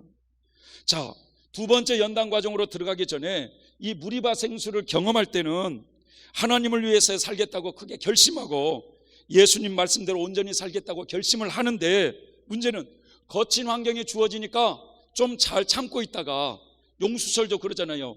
누르고 있다가 놓으면 어디로 튄지 모르잖아. 이와 마찬가지로 잘 참고 있다가 한번 터질 때 팡팡 터지는 거예요, 이게. 그래서 이런 가운데서 말이죠, 그 죄를 범한 것 때문에 괴로워하고, 그러면서 마음고생을 많이 한다요. 마음고생. 하나님은 두 번째 연단 과정을 통해서 우리 심령 속에 있는 이 죄악성을 적나라하게 깨닫게 하심으로써 자신이 죄인이라고 하는 것을 깊이 깨닫고 자신의 노력으로는 죄를 이길 수 없다라고 하는 것을 경험하게 하면서 자기의 의를 포기하게 해요. 자기의 의를. 그리고 하나님을 의지하는 신앙으로 조금씩 변화시켜 가신다 이거예요. 자, 8단 진복에서 뭐라고 하는지 한번 읽어볼까요? 시작. 의에 줄이고 목마른 자는 복이 있나니라고 그랬어요. 자, 무리바 생수를 경험할 때는 마음이 뜨거워져서 믿음이 막 담대해지면서 주를 위해 살겠다고 하는 거예요. 일평생 수도자로서 혼자 살겠다고 막 결단하는 거예요. 자기도 지키지 못할 일을. 하나님의 복음 전파를 위해서, 교회를 위해서 죽도록 충성하겠다고 막 그렇게 하는 거예요. 그래서 타 문화권의 선교사로 뛰어들어서 이제부터는 말이죠, 하나님의 뜻 따라 살겠다고 과감하게 결단하고 두 번째 연단 과정으로 들어가지만, 이 두 번째 연단 과정의 그 거친 환경에서 자신의 이 죄악성이 막 나오는 거죠. 막 이제 올라오는 거지. 거기에 막 자주 넘어지고 실패하는 그런 자신의 연약함. 그래서 자신이 자기가 싫은 거야. 야 인간아 이런 소리를 많이 해요, 자기한테. 나는 왜 예수님처럼 온전하게 살지 못할까? 나는 왜 이렇게 교만할까? 나는 왜 이렇게 음란할까? 죄에 대한 고민 속에 자신의 그 추한 모습 속에서 벗어나고 거룩하게 살고자 하는 이 마음이 의에 줄이고 목마른 자예요. 목마른 자. 하나님에 대해서는 의롭게 거룩하게 살고 싶은 마음이 강렬한데 그 죄 앞에 점점 펑펑 넘어지는 자신의 모름 속에 목마름이 있는 거죠. 자, 십자가 요한 성자라고 하는 가톨릭이 아주 유명하신 그분이 성자인데, 이분은요 교회에서 신비 박사라고 불릴 정도로 아주 신비가요, 신비가. 그런데 이분은 수도원에 들어가는 수도자들을 위해서 이렇게 어둠 밤이라는 책을 쓰셨는데, 이 어둠 밤은 이 자연계의 밤을 가리키는 게 아니라 성도들의 영혼에 성장하는 과정에서 겪게 되는 밤이야, 밤. 그런데 하나님과의 결혼, 하나님과의 하나가 이루어지기 위해서는 두 개의 밤을 걸쳐야 된다는 거예요. 신앙적인 초보 신앙을 벗어나서 요 감성의 밤과 여기 보면 영성의 밤을 지나야 하나님과의 결혼이 이루어진다는 거야. 그런데 요 두 번째 연단 과정을 그는 뭐라고 표현하고 있냐면 감성의 밤이라고 표현하고 있어요. 감성의 밤. 이게 감성의 밤이라는 표현은 쉽게 말하면 뭐냐, 감각적인 정욕적인 것을 즐기지 못하는 밤을 지나게 한다는 거예요. 돈 쓰는 즐거움, 뭐 돈이 있어야 막 팍팍 쓰고 다니잖아. 여기서는 막 그렇게 즐거움을 서로 살았는데 이제 그런 경제적으로 어려우니까 돈 쓰는 즐거움도 이제 없는 거야. 돈 쓰는 즐거움, 먹는 즐거움, 뭐 쾌락을 즐기는 즐거움, 이런 정욕적인 밤을 지난다 이거예요. 밤을. 요게. 자, 그는 이 감성의 밤을 말이죠, 어떻게 표현하고 있냐면, 이 감성의 밤에서 영혼이 메마름에 빠지도록 하나님께서 여러 가지 폭풍과 고생을 보내주신다. 누가 보내주시는 거예요 지금? 하나님께서 보내주신다는 거예요. 하나님께서. 근데 연단하시는 목적이 뭐냐, 성도들이 닭달질을 당해서 스스로 몸과 마음을 닦아나가고 하빌의 경지에 이르도록 그렇게 하나님께서 감각적인 것을 끊도록 하는 훈련 과정이라는 거예요. 그러니까 이 하빌의 경지에 들어가기 위한 가장 효과적인 닭달질이 뭐냐, 마음고생이라고 말씀하고 있어요. 마음고생. 그러니까 사실은 여기서도 마음고생이 심하지만 요 세 번째 영성의 밤에서는 마음고생이 무지히 심하다는 걸 알 수 있어요. 자, 이 닭달질이라는 게 뭔지 아세요? 들볶아된다 이거. 들볶아된다. 하나님께서 그 영혼을 들볶아되어 가지고 마음고생을 많이 하도록 시킨다는 거예요. 이 마음고생으로 말미암아 나약한 의지가 집착하고 연연해 하던 이 정욕적인 쾌락들을 멀리할 수 있다는 거예요. 그런데 이 감성의 밤이 얼마나 걸리는지는 확실하게 말할 수가 없대요. 왜냐? 사람의 기질과 성격에 따라서 이 과정이 빨리 통과할 수도 있고 늦게 통과할 수도 있고, 그러니까 10년 이상 걸리는 사람도 있고 뭐 4, 5년 만에 통과할 수도 있고 딱 몇 년이 걸린다 이렇게 말할 수는 없다는 거예요. 그런데 시험을 견디어낼 수 있는 힘과 의지가 강한 성도가 있다는 거예요. 이런 성도에게는 하나님께서 더 호되게 연단하여 정화시키신다는 거예요. 반면에 연약한 성도에게는 예사롭지 않는 관용을 베푸시는데, 이러한 성도들은 이 땅에서 하빌의 경지에 도달하기가 어렵다고 말씀하고 있습니다. 자, 십자가 요한 성자가 말하는 이 감성의 마음을 쉽게 표현하면 정욕을 잘 즐기지 못하는 밤으로 하나님이 인도하시는 거예요. 먹는 즐거움, 보는 즐거움, 돈 쓰는 즐거움, 또 쾌락을 즐기는 즐거움 등 인간의 정욕적인 욕망을 잘 즐기지 못하게 하시면서 연단하시는데, 상당한 기간 동안에 이 메마름과 시련의 밤 속에 있게 하시면서 성도를 연단하여 정결케 하신다라는 것입니다. 자, 그런 다음에 이스라엘 백성들이요, 요 두 번째 연단 과정 끝부분에, 이제 두 번째 연단 과정이 끝날 때 나타나는 경험이 뭐냐, 여호와 니시 경험이에요. 여호와 니시 경험. 자, 이스라엘 백성들이 아말렉 군대와의 싸움에서 완전히 승리한 후에 모세가 단을 쌓고 그곳 이름을 뭐라고 불렀어요? 여호와 니시. 무슨 뜻이에요? 하나님이 싸워서 승리케 해주셨다. 그러니까 이 두 번째 마음고생을 많이 하면서 이기기도 하고 지기도 하고 영적 싸움을 그렇게 하다가 결론적으로 나중에 그 부분에서는 하나님이 이 싸움을 승리케 해주셨다, 이런 고백을 하게 된다는 거예요. 네. 그동안 자신이 의롭게 거룩하게 살려고 했던 것들이 자꾸만 실패로 돌아가는 모습 속에서 두 번째 연단 과정 끝부분에 가면은 어떤 이제 마음이 나오냐, 다 포기하는 자포자기 상태에 돼요. 자포자기. 그러면서 이제 뭐라고 고백을 하느냐, 하나님이 이제 하세요. 나는 이제 하나님이 도와주시지 않으면 아무것도 할 수가 없어요. 이런 고백이 자주 나와요. 물론 여기서 배워가지고 여기서도 할 수 있어요. 그런데 이건 경험적으로 마음고생을 많이 하다가 결국 이제 하나님이 하세요 하면서 하나님께 맡겨드리는 거예요, 이걸. 그럴 때 하나님이 싸워서 승리케 해주시는 이 경험을 하게 되어 있습니다. 마음속에 자꾸만 하나님이 도와주셔야만 돼요. 저는 아무것도 할 수 없어요. 이런 고백을 자주 하게 하시면서 하나님께 맡길 때 하나님의 평강이 이 마음속에 확 밀려오면서 말이죠, 이 놀라운 은혜를 경험하게 되어 있어요. 이게 그래서 이 여호와 니시 경험은 두 번째 연단 과정이 끝날 때 나타나는 체험이에요. 이게 자, 이스라엘 백성들이 여호와 니시 경험을 경험한 후에 시내산에 하나님께서 강림하시기까지 모세는 덕을 겸비한 사람들을 세워가지고 1000부장, 100부장, 50부장, 10부장을 세워서 백성들을 재판하고 돌보게 했습니다. 이것은 여호와 니시 경험 이후에 요 시내산 하나님의 강림하시기까지 요 과정에 도덕적으로 더 열심히 잘 달려간다는 그런 의미가 있어요. 자, 이 여호와 니시에서 시내산 하나님 강림하는 요 과정이요, 이렇게 바로 붙어 있는 것 같지만 짧게는 6개월, 길게는 1년 반 정도를 지나야 요 시내산 하나님 강림 사건, 요 사건을 만나요. 한 1년 반 정도, 길게는 2년 정도도 잡더라고요. 그래서 요 시내산 하나님 강림 사건 한번 보세요.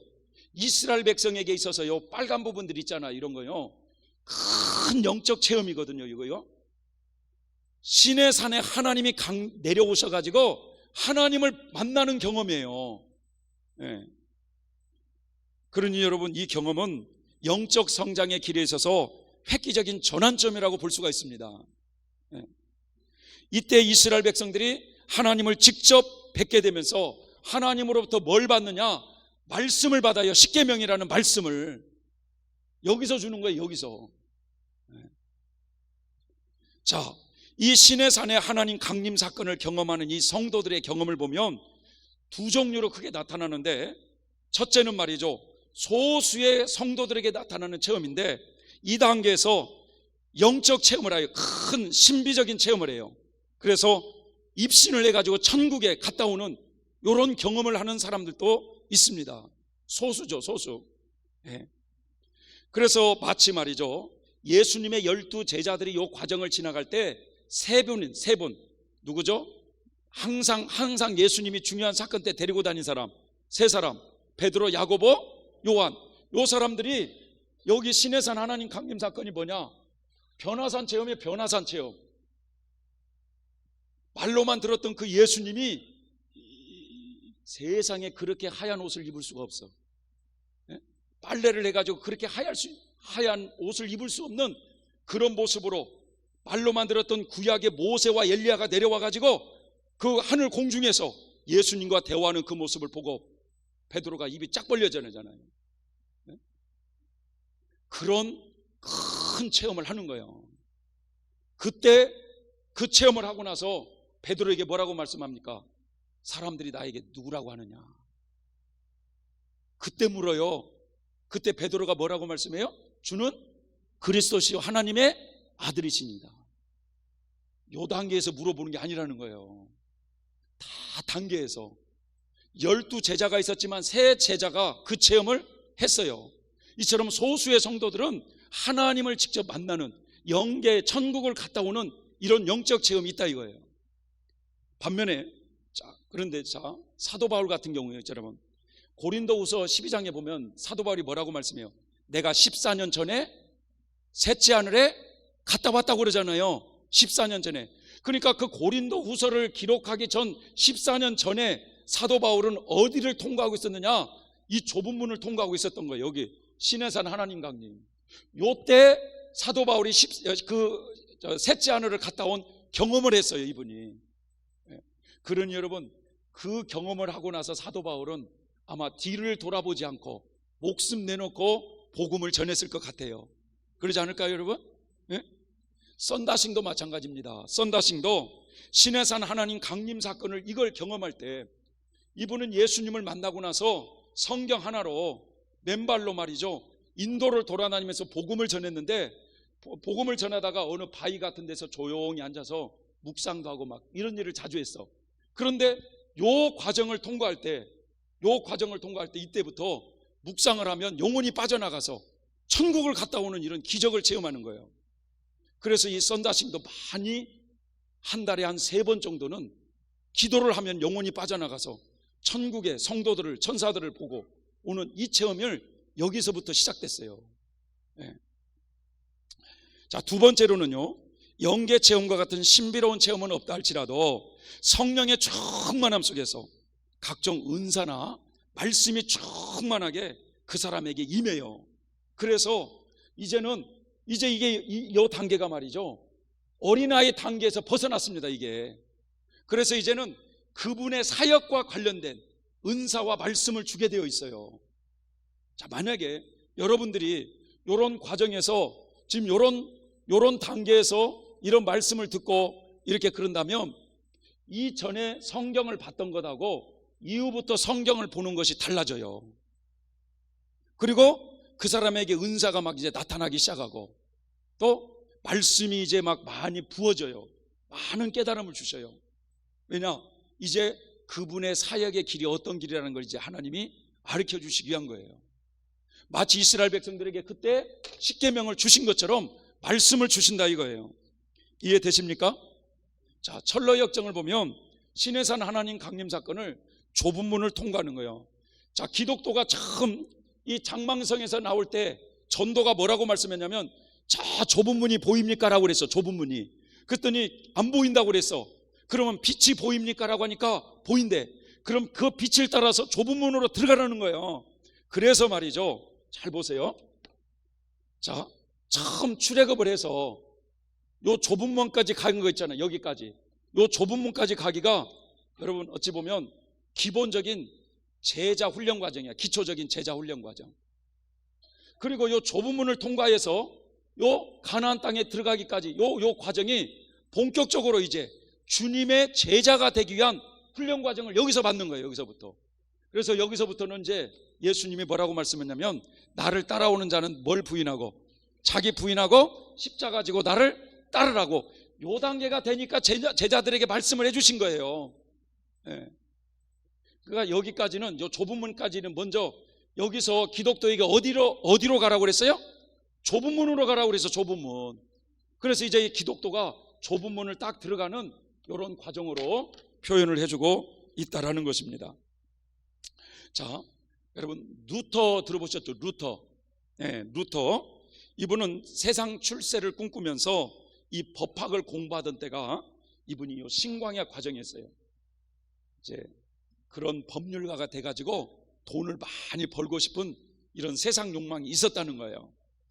그런데 그가 22살 때 길을 가다가 갑작스러운 벼락으로 말이죠, 얼마나 막 두려워 떨면서 하나님이 자기를 살려주기만 하면 세상 것 다 포기하고 주님을 위해서 살겠다고 막 벌벌벌 떨어요. 막 살려달라고. 주님이 살려줬을까 안 살려줬을까? 살려줬지. 주님을 위해서 살겠다고 하는데 살려주지 안 살려주겠어요? 예? 그래가지고 이분이 세상 법률가가 되겠다고 하는 그 꿈을 다 포기하고 22살 때 어거스틴 수도원으로 들어가 버리는 거야. 자, 그것이 바로 뭐냐? 주님을 위해서 이제 살겠다고 세상 것 내려놓고 들어가는 게 무리바 생수 체험이다 이거죠. 자, 그러고 나서 여기서 두 번째 연단 과정은 이제 수도 생활이 시작된 거예요. 수도 생활이.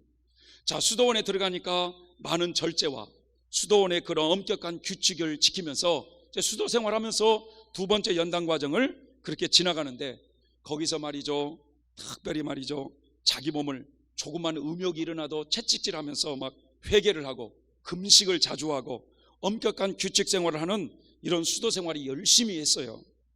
자, 루터는 굉장히 성격이 강직한 분이기 때문에 성격이 강직한 사람일수록 나타나는 게 뭐냐? 혈기가 강하고 아집이 강해요. 예. 그러다 보니까 동료 수사들하고 잘 부딪히는 거야, 이게. 예? 그럴 때마다 자신의 그 급한 성격, 혈기, 이런 것 때문에 고문을 많이 하고 죄 때문에 괴로워하는 거예요. 어느덧 수도원에 들어와서 산 지가 6년이 지났습니다. 그래서 그의 나이 28살 때 루터가 교황을 만나기 위해서 로마를 방문하지만 교황을 만나지는 못해요. 그래서 베드로 성당이라든지 옛날 그 초대교회 성도들이 순교하신 카타콤 성지라든지 이런 걸 쭉 둘러보다가 이제 스칼라 산타라고 하는 이 성스러운 계단을 무릎으로 한 계단 올라가다가 한 중간쯤 갈 때 무릎에 피가 나요.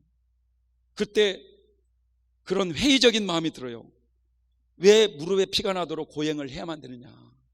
내 속에 마음 속에는 여전히 완악한데 이런 걸 한다고 해서 무슨 의미가 있느냐?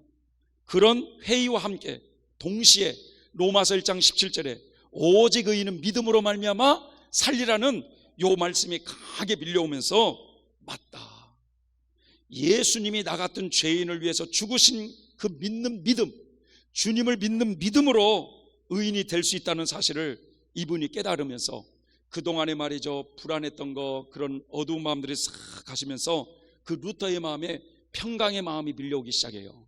그때가 여호와 니시 경험을 이분이 한 거예요.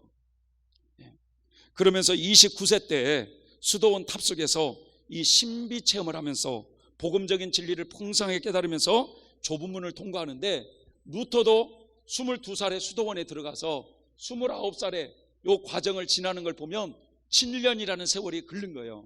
두 번째 연단 과정. 그러니 여러분, 가정을 가지고 이렇게 하는데 너무 빨리 잡지 마. 가정을 가지고 맨날 뭐 이 결혼식도 참여하고 저 결혼식도 참여하고 그러는데 나는 5년 만에 통과한 것 같아. 그런 소리 하지 마세요. 루터도 말이죠, 그런 수도 생활하면서 7년 걸렸다니까, 이게 이 과정이. 자, 성막에서 율법선 한번 볼까요? 자, 모세가 이스라엘 백성들에게 하나님의 율례와 성막을 짓고 하나님의 율례와 법도를 선포한 것은 성도들이 시내산 하나님 강림 사건을 통해서 영적으로 획기적인 전환점을 통과함으로써 이제 새로운 영적 생활의 차원으로 들어왔기 때문에 성령이 더 강하게 역사해서 그에게 많은 말씀을 깨닫게 하시고 빛과 어두움, 영적인 것과 육적인 것을 분별하는 지혜와 그런 지식을 풍성하게 공급받는 이런 모형입니다. 그래서 이 과정이 지나야 정작 하나님께서는 나를 어떤 식으로 부르셨구나 라고 하는 사명이 주어지는 거예요. 사명이. 이 말이죠, 여단계에서 막 하나님이 나를 어떻게 부르시는지 모르겠다고 뭐 이리 예언자를 찾아가고 저리 찾아다니고 안 찾아가도 영적으로 단계되면 하나님이 다 우리를 부르시는 길을 알게 되어 있어요. 자, 철로역정에서는 이 성막에서 말씀을 많이 받는 것을 뭘로 표현하고 있느냐? 좁은 문을 통과해서 기독도가 효시의 집에 들어서요. 효시의 집. 그런데 이 효시라는 의미가 뭐냐? 가르쳐준다 이거예요. 교훈해준다. 그래서 효시가 기독도에게 말이죠, 7개의 방을 쭉 보여주는 거예요. 7개의 방을. 그러면서 당신이 앞으로 천성을 향해서 가는 데 있어서 이런 것들을 교훈 삼으라는 거예요. 하나하나 방을 보여주면서 참 전도자의 모습이 어떤 모습인가를 보여주는 거예요. 참 전도자의 모습. 그리고 또 어떤 방에 가니까 율법과 복음에 대한 말씀을 깨우쳐 주셔요.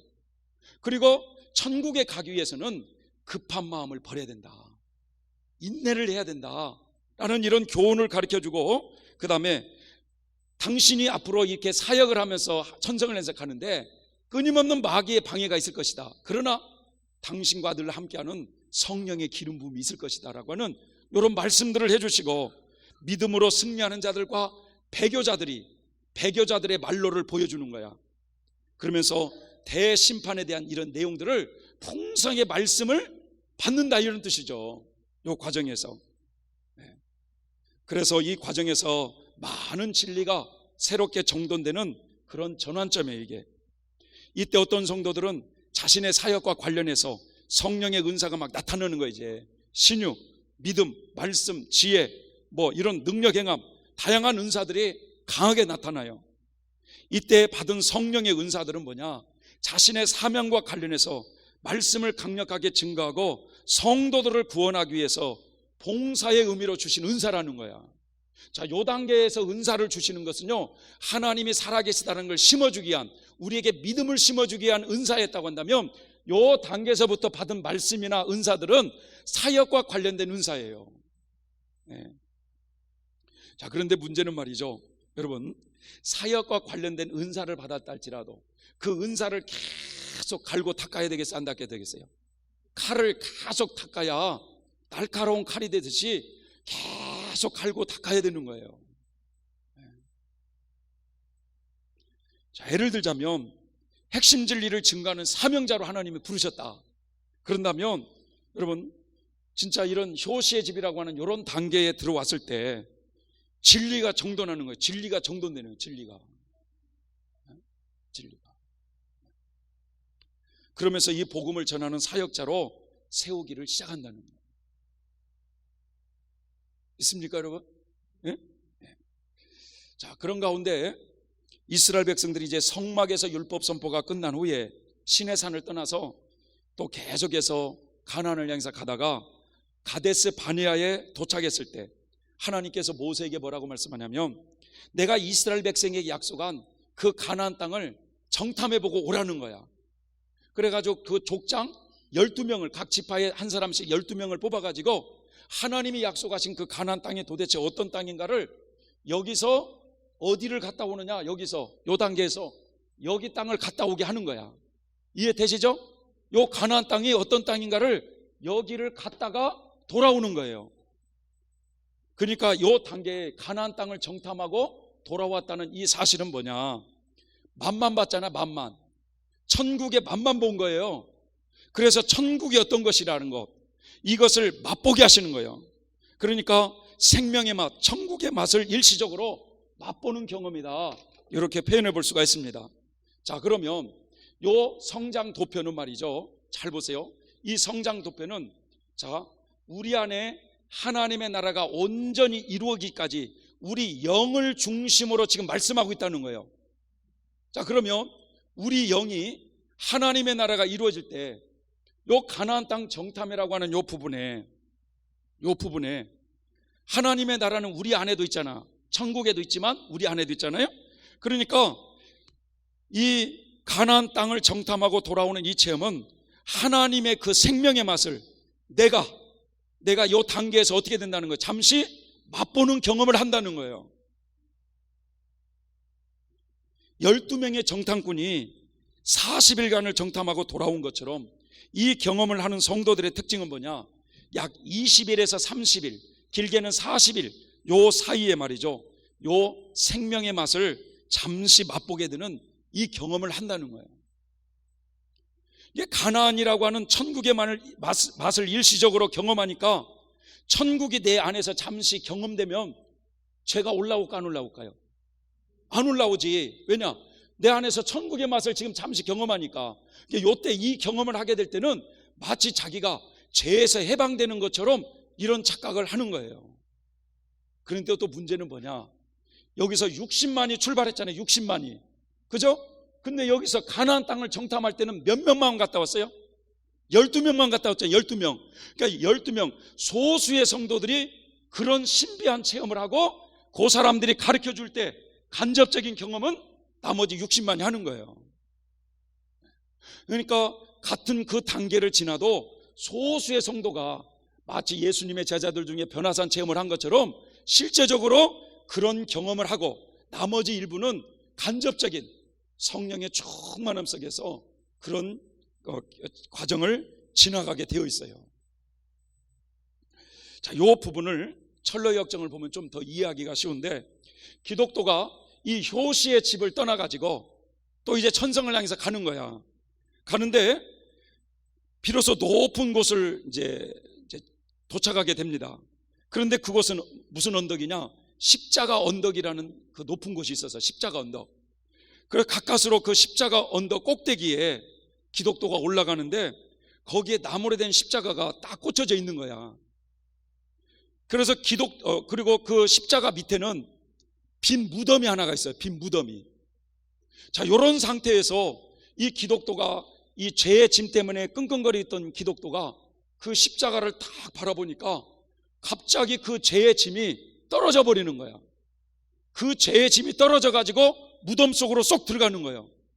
그때 이 기독도는 기쁨을 이기질 못하면서 눈물을 흘리면서 막 기뻐하고 있는데, 또 다른 천사가 와가지고 그에게 흰옷을 입혀주는 거야. 이제 흰옷을. 그러니까 마치 죄악성도 떨어져 버렸잖아요. 그리고 흰옷을 입은 것처럼, 그러니까 천국 백성이 다 된 것처럼 이렇게 착각하기 쉬운데 일시적으로 여기서 경험을 시킨다는 거야. 그런데 왜 십자가 언덕에서 이런 체험을 했느냐? 우리의 모든 죄 문제가 십자가를 통해서 해결된다는 것을 경험시키는 거예요. 여기서 이해되시죠? 이건 일시적인 경험이라는 사실을 알아야 돼. 일시적인 거. 요런 게 한 20일 30일 진행되다가 또 올라와. 뭐가 올라와? 죄가 또 올라와요. 죄가. 자, 여기에 대한 성도들의 신뢰를 한번 들어보면, 아브라함을 한번 들어볼게요. 아브라함.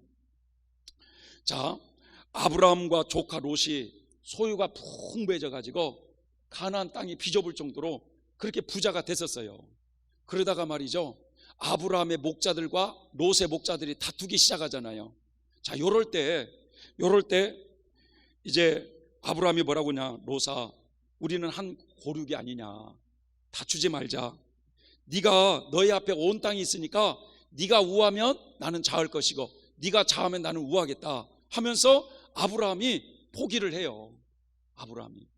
그럴 때 롯이 바라본지라 소돔 땅이 말이죠, 여호와의 동산 같고, 그러니까 그 땅을 가잖아요. 네? 그럴 때 아브라함에게 하나님이 나타나서 뭐라고 하냐? 아브라함아, 동서남북을 바라보라. 보이는 땅을 내가 너에게 주겠다 말씀을 하셔요. 이때 아브라함이 여호와께 단을 쌓을 때가 이 느비든 무리바 생수체험이에요. 포기하는 거예요. 포기. 네. 자, 그러면서 아브라함이 두 번째 연단 과정으로 들어온 게 뭐냐? 당시에 이 가나안 땅의 도시 국가들이 전쟁을 자주 일어나가지고 소돔 땅에 가서 살던 조카 그 롯의 가족들이 전쟁에 휘말려가지고 포로로 다 끌려갔다는 소식을 들은 거예요. 아브라함이. 그래서 소돔성에 사는 조카 롯을 구하기 위해서 자신의 318명의 사병들을 이끌고 전쟁에 참여해가지고 약탈자들을 추격하고 결국 나중에 말이죠, 이 전쟁에서 승리하고 내려와요. 아브라함이. 자, 승리하고 내려올 때 여러분, 그 살레망 멜기세덱을 만나가지고 그에게 11절을 들고 축복을 받을 때 여호와 니시 경험을 아브라함이 그때 합니다. 자, 아브라함의 승리로 잃어버렸던 재물을 다시 되찾은 이 소돔왕은 모든 물품은 당신이 가지고 사람만 돌려달라라고 할 때 아브라함은 재물을 조금도 탐내질 않고 빛 가운데 승리를 해요. 자, 그때부터 여러 날 후에 아브라함은 하나님에게, 하나님, 저에게 주신다고 하신 자식이 없게 되니까 아브라함이 뭐라고 고백해요? 저의 후사는 엘리에셀입니다. 나의 종 엘리에셀입니다. 이렇게 생각하겠습니다라고 했을 때, 아니다, 너의 후사는 너의 몸에서 날 자가 너의 후사다라고 하니까 사라를 보니까 이제 애를 낳을 수 있을 것 같아, 못 낳을 것 같아? 못 낳을 것 같으니까 인간적인 이 방법이 또 동원돼 갖고 사라의 그 여종 하가를 통해서 너의 몸에서 날 자가 후계자라고 하니까, 그래서 이스마엘이 태어날 때 아브라함이 생각할 때 이제 이스마엘이야 말로 자기의 후사가 되는 줄 알았죠. 그렇잖아요. 그런데 하나님은 거기에 그게 진짜였어요? 아니었어요? 아니었어요. 여기서 사라를 통해서 이삭을 받게 하세요. 그러니까 요때 이삭을 얻을 때가 여기가 진짜야. 근데 요때는 가나안 땅을 정탐만 하고 돌아온 거예요. 잠시 맛만 본 거예요. 그래서 이스마엘을 얻을 때가 아브라함에게 있어서 가나안 땅 정탐이었다 하는 사실을 우리가 알아야 됩니다. 자, 또 웨슬레의 경우를 한번 살펴볼까요? 웨슬레, 요한 웨슬레. 요한 웨슬레는 여기 웨슬레 신학이라고 있잖아요. 요한 웨슬레 아버지가 목사님이셨어요. 그리고 어머니로부터 어려서부터 종교육을 철저히 받은 이런 문화에 살았었어. 그럼에도 불구하고 그가 출애굽할 때는 22살 때 1725년 22살 때 출애굽 체험을 합니다. 자, 첫 번째 연단 과정 때에는요, 이분이 원죄나 애정설에 대해서 고민을 많이 했어요. 그런 신앙적인 갈등을 많이 갖고 또 경제적인 어려움도 많이 있었고 아버지 목사님을 도와가지고 목회를 하면서 아버지하고 자꾸만 다투는 거야. 이게 갈등이 많이 있었어요. 그리고 그렇게 친하게 지냈던 친구가 죽는 이런 모습 속에서 첫 번째 연단 과정을 그분이 지나요. 그러다가 이제 신광야에 이제 들어오면서 옥스퍼드 대학의 여러 동지들과 이렇게 신앙 성경을 읽고 기도하는 시간, 전도하는 시간, 이 경건의 시간을 이렇게 보내면서 메소디스트 운동이라고 철저한 규칙적인 그런 신앙생활을 하는 이런 훈련을 받습니다. 그렇게 뜨거운 신앙생활을 열심히 하고 있는 가운데 미국에서 식민지를 개척한 이 오클레드 장군이 영국에 잠시 이렇게 오셔가지고 미국 조지아주에는 선교사가 부족하다 이런 소식을 하니까 성령의 감동으로 웨슬레가 자기가 미국에 선교사로 가고 싶은 이 열망이 확 일어난 거야. 그래서 그의 나이 32살 때 선교사가 되어서 미국으로 이제 출발한 것이 그게 바로 이제 느비든 무리바 생수 체험했어요. 선교사로 뛰어드는 거예요. 자, 미국 조지아주에 도착해서 선교 사역을 시작할 때 이제 두 번째 연단 과정이 시작이 되는데 제대로 교육을 받지 못하고 성격이 거친 이 인디안 사람들에게 경건 운동을 강조하면서 막 복음을 전하니까 사람들이 받아들이질 않아요. 그러니까 이 선교 사역이 굉장히 어려웠습니다. 그런 와중에 또 한 여자를 알게 돼 가지고 결혼까지 약속을 했는데 어느 날 이 여자가 마음이 바뀌어 가지고 실연을 당했어요. 실연을. 이 여자가 갑자기 말이죠, 그 도시의 시장 아들하고 눈이 맞아 가지고 순식간에 결혼을 해버린 거야. 그러니까 요한 웨슬레 선생님은 그 여자만 생각하면 분노, 배신감, 미운 마음이 얼마나 속에서 일어났겠어요. 그런데 어느 날 말이죠, 이 여인이 남편하고 손잡고 요한 웨슬레가 목회하는 그곳에 온 거야. 그런데 또 거기서 또 성찬을 또 이렇게 하려고 하는데 그 여자가 벌린 거야. 그러니까 요한 웨슬레가 성찬을 줬겠어 안 줬겠어? 예? 나 같으면 줬겠는데 요한 웨슬레가 미우니까, 그 여자가 미우니까 당신은 성찬을 받을 자격이 없다고 안 주는 거야. 예? 그러니까 또 이 여자도 또 성깔이 있어가지고 남편하고 합세를 해가지고 법정에 고소를 했어요. 그래가지고 법정에 늘 불려다니면서 이 여자가 어떻게 소문을 벌이냐면 이 사람은 말이 목사지만 얼마나 음탕한 목사인지 모른다고 막 그렇게 비방을 하는 거야. 그래가지고 선교사로 갔다가 완전히 실패하고 그냥 완전히 사람에게 실현당하고 영국으로 돌아왔어요. 그때 나는 선교사로서 자격이 없는 사람이구나. 낙심돼 영국에 돌아오는데 문제는 그 당시 때 이 모라비안 교도의 지도자였던 이 피터 볼러라는 사람이 그 사람한테 자기가 선교사로서의 미국에서 있었던 일들을 쭉 이 얘기를 하니까 그 얘기를 듣던 이 피터 볼러가 다 하나님께서 하시는 것입니다. 그래서 조금만 기다리시면 믿음이 올 때까지 조금만 기다리시라고 그렇게 얘기를 하니까 그 마음에 위로를 받는 거야. 그래서 마음에 불안했던 마음이 평안을 얻게 되면서 이때 두 번째 연단 과정이 끝나고 바로 여호와 니시 경험을 하는 이 경험을 이분이 해요. 그러면서 시내산 하나님 강림 사건은 그가 그의 나라와 그의 의를 구하라는 어느 말씀 집회에 참여해서 의인은 믿음으로 되는구나, 나는 이 말씀을 올더스게이시라고 하는 이 거리에서 말이죠, 큰 깨달음을 이분이 경험하면서 이 좁은 문을 통과해요. 인간의 노력으로는 절대로 어렵게 될 수가 없구나, 오직 믿음으로 되는구나, 이런 복음 진리를 크게 깨닫고 뜨거워져서 그가 말이죠, 이 좁은 문을 통과합니다. 그래서 그 다음 해에 6월에서 8월까지 3개월 동안 독일로 넘어가 가지고 모라비안 교도들에게 복음 진리를 많이 배워요. 그게 바로 성막에서 율법이 많이 주어지는 것처럼 진리를 많이 깨닫는 이런 과정을 겪은 거야. 그리고 돌아와서 그 다음 해에 1월 1일 날 새벽 경건 시간에 이 요한 예슬리를 강하게 하나님이 이렇게 성령이 터치하셔서, 이때 그가 뭐라고 경험을 하느냐, 이때 초기 성화, 가나안 땅 정탐을 하는데, 이때 이 요한 웨슬리는 이때부터 성화의 복음에 눈을 뜨기 시작한 거야. 그래서 이때부터 성화의 복음을 외치기 시작한 거예요. 성화의 복음을, 요한 웨슬리가. 그래서 이런 과정을 다 지나가게 되었다라고 말씀을 드릴 수 있는데, 여러분들도 가만히 보시면 이런 무리바 생수 때 은혜를 크게 받고 신학교로 들어온다 이거야. 그러면 신학교를 들어올 때 두 번째 연단 과정은, 기본이 신학교 들으면 4년이잖아, 4년. 그 다음에 신학원 2년. 그럼 몇 년이에요?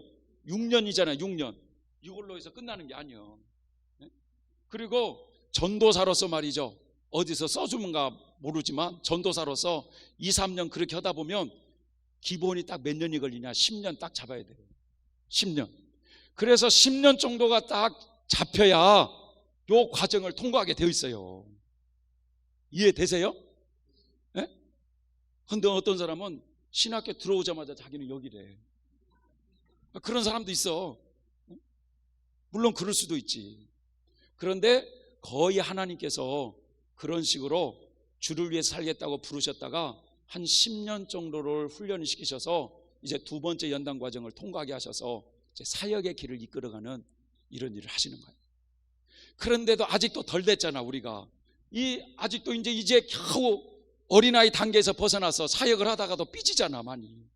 그렇지 않나요? 덜 됐으니까 그런 거야. 우리가 지금 광야길을 걸어가고 있는 사람들이잖아. 그래서 누가 유명한 말을 쓰죠. 우리는 공사 중이다. 공사 중이니까 불편을 드려서 죄송하다고 그래야 되는 거예요. 믿어지시죠? 네. 자, 우리 찬송 한 장 하고 심령이 가난한 자 복이 있나니 찬양을 해보겠습니다.